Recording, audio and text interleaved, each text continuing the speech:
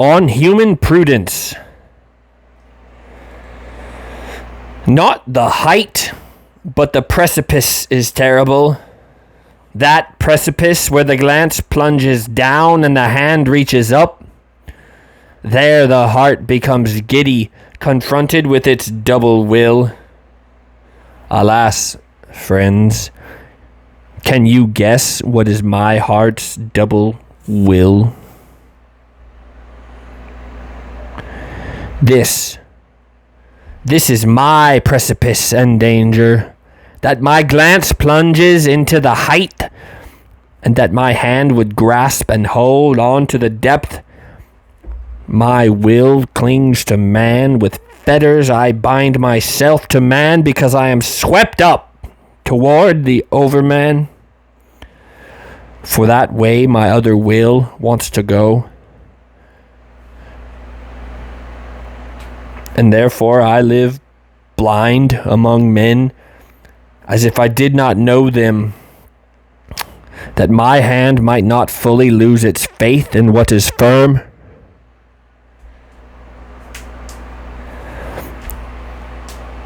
I do not know you, men. This darkness and consolation are often spread around me. I sit at the gateway, exposed to every rogue, and I ask, who wants to deceive me?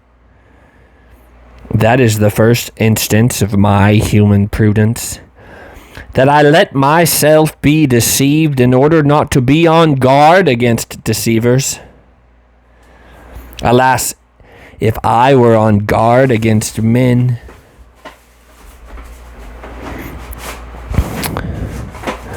how could man then be an anchor for my ball? I should be swept up and away too easily.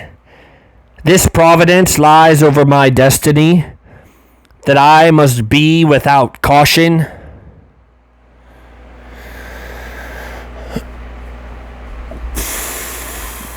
And whoever does not want to die of thirst among men must learn to drink out of all cups, and whoever would stay clean among men must know how to wash even with dirty water. And thus I often comforted myself. Well then, old heart, one misfortune failed you. Enjoy this as your good fortune.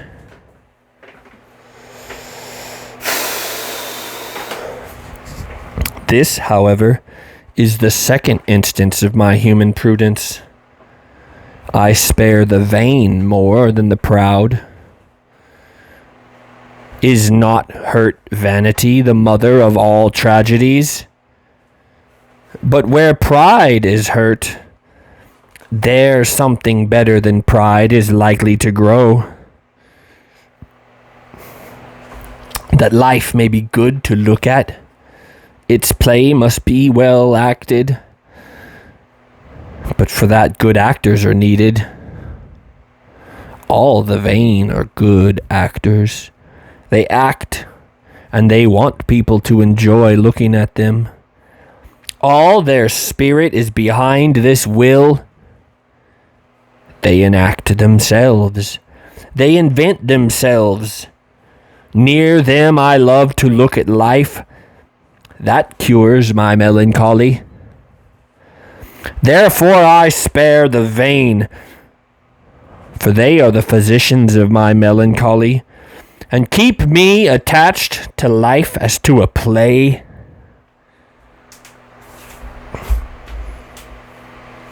And then, who could fathom the full depth of the modesty of the vain man?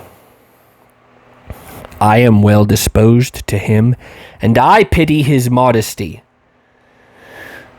It is from you that he wants to acquire his faith in himself. He nourishes himself on your glances. He eats praise out of your hands. He even believes your lies if you lie well about him. For at bottom, his heart sighs, "What am I And if the true virtue is the one that is unaware of itself, well, the vain man is unaware of his modesty. This, however, is the third instance of my human prudence, that I do not permit the sight of the evil to be spoiled for me by your timidity. I am delighted to see the wonders hatched by a hot sun, tigers and palms and rattlesnakes. Among men too hot a sun hatches a beautiful breed, and there are many wonderful things in those who are evil. To be sure, even as your wisest men did not strike me as so very wise, I found men's evil too smaller than its reputation, and often I asked myself, shaking my head, why go on rattling, you rattlesnake? Verily, there is yet a future for evil too. And the hottest south has not yet been discovered for man. How many things are now called grossest wickedness, and are yet only 12 shoes wide and 3 months long? One day, however, bigger dragons will come into this world, for in order that the overman should not lack his dragon, the over-dragon that is worthy of him, much hot sunshine must yet glow upon damp jungles. Your wild cats must first turn into tigers, and your poisonous toads into crocodiles. For the good hunter shall have good hunting. Verily, you who are good and just, there is much about you that is laughable, and especially your fear of that which has hitherto been called devil. What is great is so alien to your souls that the overman would be awesome to you in his kindness, and you who are wise and knowing, you would flee from the burning sun of that wisdom in which the overman joyously bathes his nakedness.